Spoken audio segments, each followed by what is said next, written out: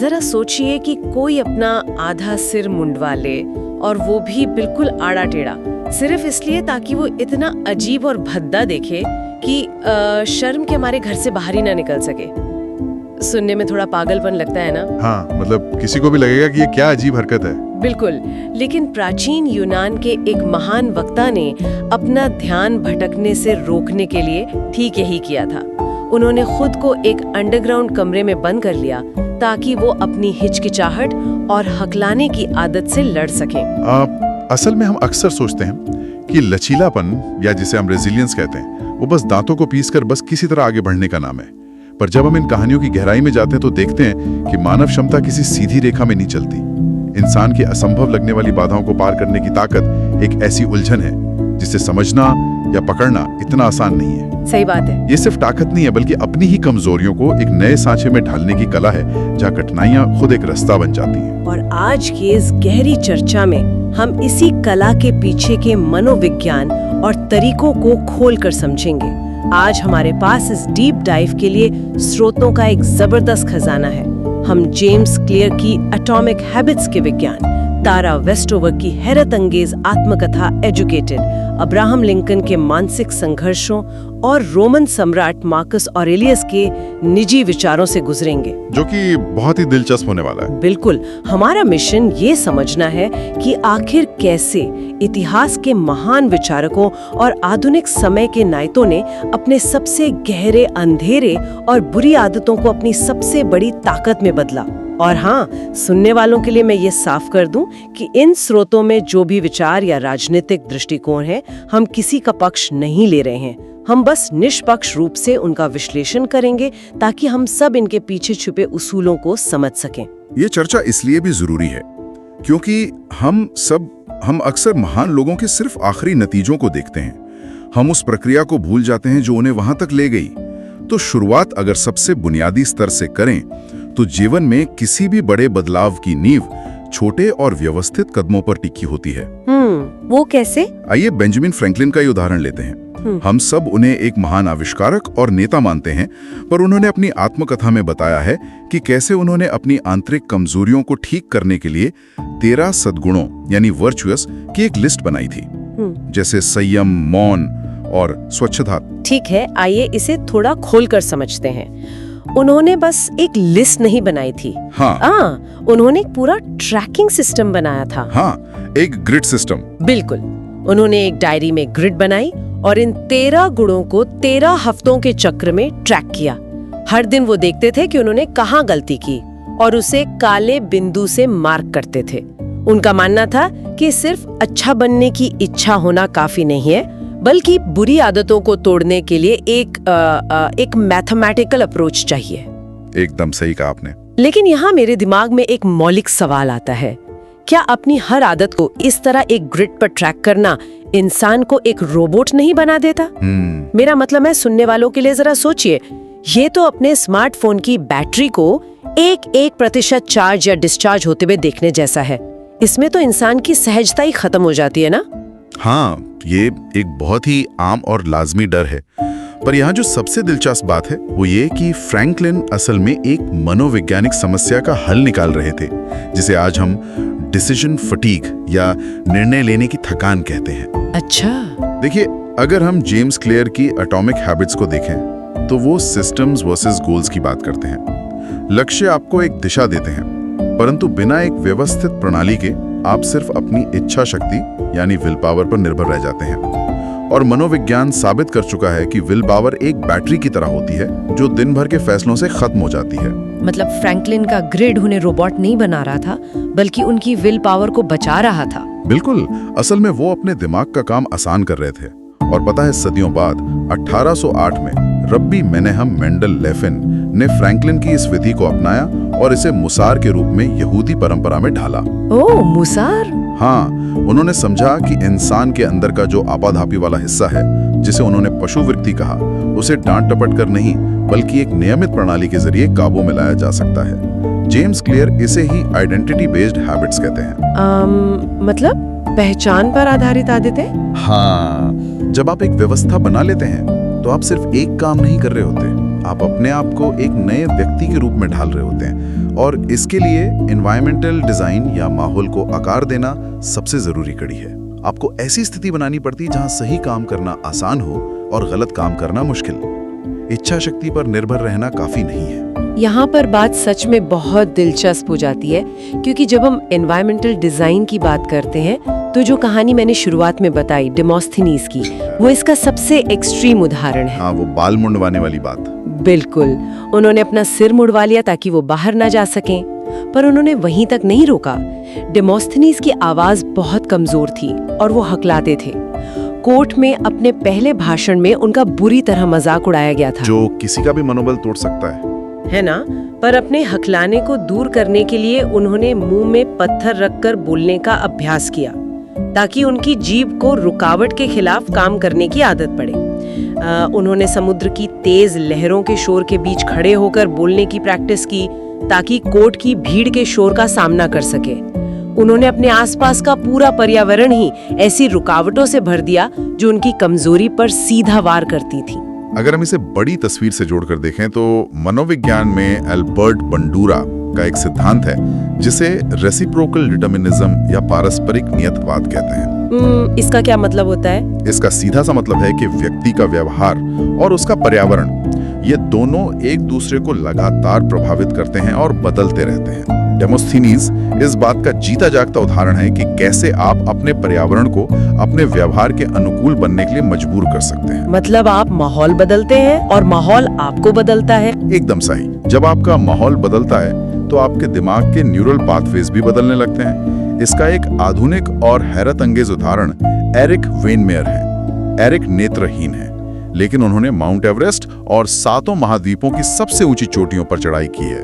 बाप रे, एक नेत्रहीन व्यक्ति के लिए एवरेस्ट चढ़ना, ये तो उन लोगों के लिए भी जानलेवा है जिन्हें पूरी तरह दिखाई देता है। यही तो बात है। एरिक ने अपनी शारीरिक सीमा यानी नेत्रहीन होने को एक रुकावट मानकर अपना रास्ता नहीं बदला, बल्कि उस सीमा के अंदर ही अपनी सेंसरी एनवायरनमेंट को रीडिजाइन किया। वाव! उन्होंने अपनी बाकी इंद्रियों को इस हद तक विकसित किया कि वो कायाक के जरिए ग्रैंड कैनियन को पार कर सके। उन्होंने पर्यावरण की सबसे कड़ी बाधाओं को ही अपना लक्ष्य बना लिया। ये वही बंडूरा का सिद्धांत है, जहां आप अपने आसपास की दुश्वारियों का इस्तेमाल अपने अंदर की क्षमता बढ़ाने के लिए करते हैं। और इसमें तारा वेस्टोवर की एजुकेटेड वाली किताब को हम बिल्कुल नहीं भूल सकते। हाँ, वो कहानी तो रोंगटे खड़े कर देती है। सच में, अगर पर्यावरणीय बाधाओं की बात हो तो तारा का माहौल शुरुआत से ही उनके खिलाफ था। उनका अस्तित्व किसी सरकारी कागज पर था ही नहीं। उनके पास जन्म प्रमाण पत्र तक नहीं था। एक ऐसी लड़की जिसने जिंदगी में कभी स्कूल का मुंह नहीं देखा था। हाँ, वो एक कट्टरपंथी परिवार से थी ना? हाँ, वो एक कट्टरपंथी और सरकार विरोधी परिवार में पली बड़ी, जहाँ आधुनिक दवाइयों को पाप माना जाता था। और उनके भाई का हिंसा से भरा व्यवहार तो उनके रोजमर्रा के जीवन का हिस्सा था। फिर भी उन्होंने इन सब असंभव लगने वाली परिस्थितियों से लड़कर न सिर्फ कॉलेज में दाखिला लिया, बल्कि कैम्ब्रिज और हार्वर्ड से पीएचडी पूरी की। ये सच में असाधारण है। लेकिन इन कहानियों को सुनकर मेरे जहन में एक सवाल आता है, क्या अत्यधिक कठिनाई ही इंसान को महानता की ओर धकेलती है? देखिए, ये एक ऐसी उलझन है जिसे समझना बहुत जरूरी है। कठिनाई अपने आप में किसी को महान नहीं बनाती। असल में कठिनाई अक्सर लोगों को तोड़ देती है। हाँ, ये बात तो है। लेकिन उस कठिनाई के प्रति आपकी मानसिक प्रतिक्रिया तय करती है कि आप वहां से कहां जाएंगे। तारा वेस्टोवर ने अपनी हालत को स्वीकार नहीं किया। उन्होंने शिक्षा को अपनी एस्केप वेलोसिटी बनाया। और यहीं से हमारी चर्चा सबसे गहरी बाधा की तरफ मुड़ती है, मानसिक स्वास्थ्य और निराशा का अंधेरा। क्योंकि बाहर के पहाड़ चढ़ना फिर भी आसान हो सकता है, पर अपने खुद के दिमाग के अंधेरे से कैसे लड़ा जाए? बिल्कुल। जब मानसिक संघर्ष की बात आती है तो अब्राहम लिंकन से बड़ा उदाहरण शायद ही कोई हो।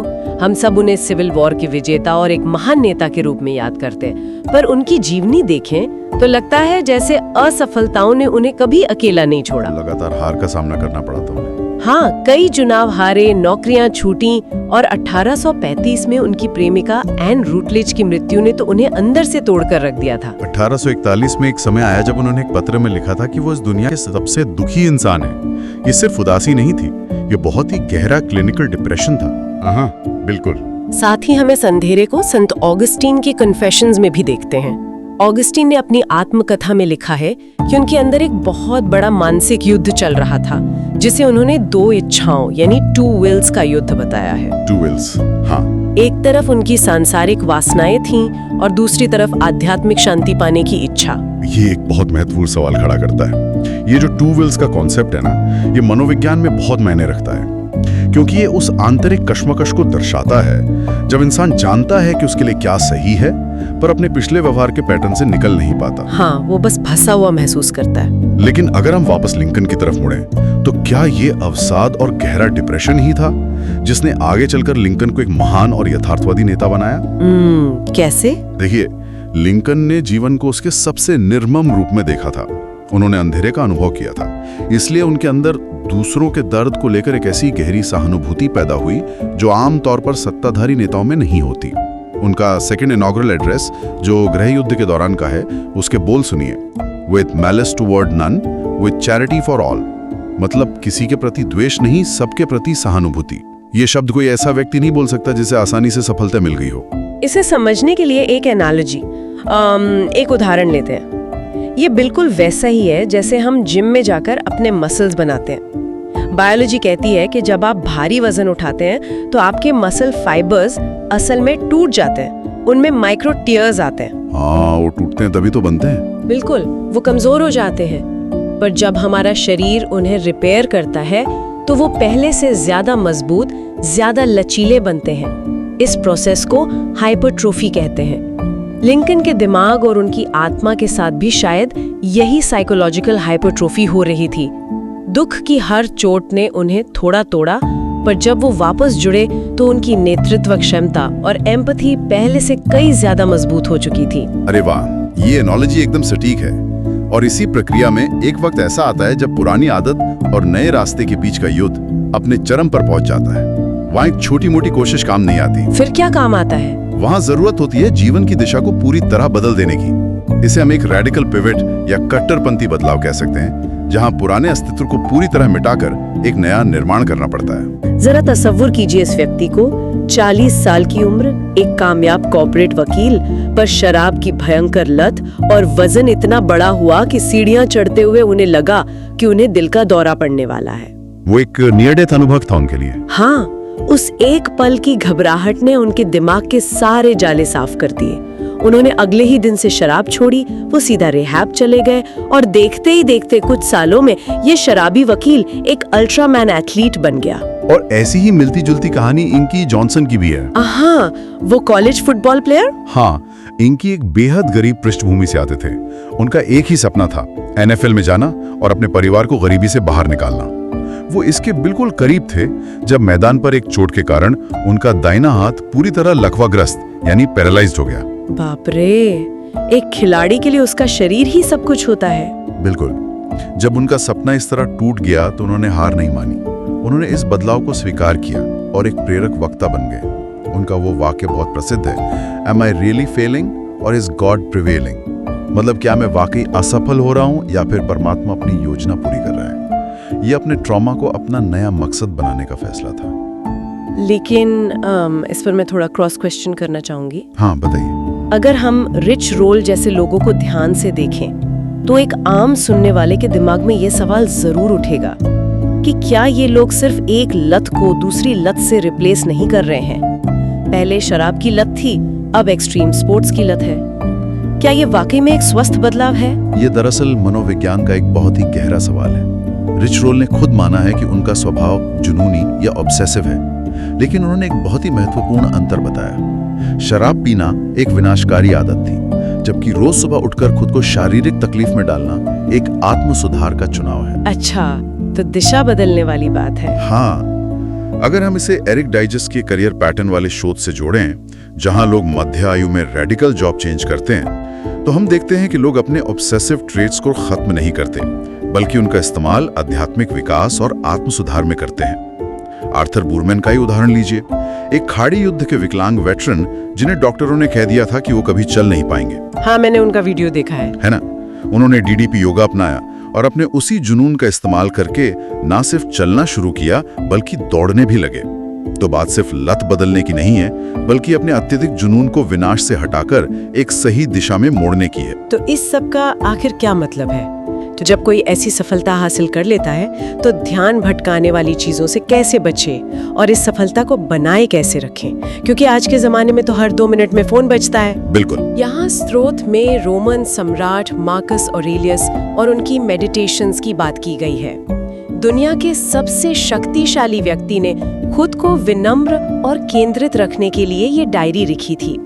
उनका एक विचार जो इतिहास में अमर हो गया वो है, जो रास्ते की बाधा है वही रास्ता बन जाती है। The impediment to action advances action। हाँ, पर इसका आधुनिक जीवन में क्या मतलब है? देखिए, अगर इस फोकस के दर्शन को हम आधुनिक नेतृत्व से जोड़ें तो स्टीव जॉब्स का उदाहरण एकदम परफेक्ट है। जॉब्स के पास एक रियलिटी डिस्टॉर्शन फील्ड था। शुरुआती दौर में पूर्णता या एक्सीलेंस पर उनका कठोर फोकस इतना भयंकर था कि उनका व्यवहार विनाशकारी हो गया था, जिसके चलते उन्हें अपनी ही बनाई एप्पल कंपनी से निकाल दिया गया। एप्पल से निकाला जाना उनके लिए एक बहुत बड़ी बाहरी बाधा थी। बिल्कुल, पर मार्कस ऑरेलियस की तरह उन्होंने असफलताओं से सीखा। जब वो एप्पल वापस आए तो उन्होंने एम्पैथी और एक्सीलेंस यानी सहानुभूति और उत्कृष्टता के बीच एक बेहतरीन संतुलन बनाना सीख लिया था। वो थोड़ा शांत हो गए थे। हाँ, और जॉब्स का एक बहुत ही मशहूर सिद्धांत था कि इनोवेशन का असली मतलब 1000 और अच्छे आइडियाज को ना कहना है। आपको बेहद निर्मम होकर बाहरी दुनिया के शोर को बंद करना पड़ता है।